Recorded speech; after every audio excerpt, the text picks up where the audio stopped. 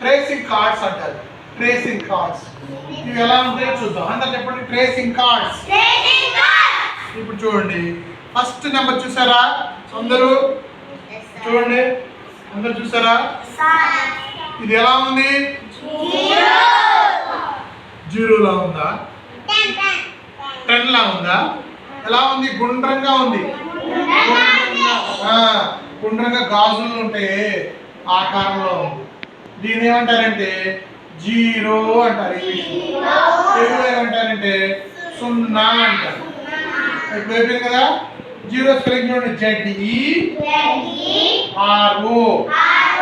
Zero. Okay ఇది ఒకటి పెట్టుకోండి. మీది జీరో. నెక్స్ట్ ఒకటి చూడండి. అబ్బాయి ఏం చేశాడు? ఒక ఏడు పైకి లేపాడు. అంటే ఏంటిది? ONE 1.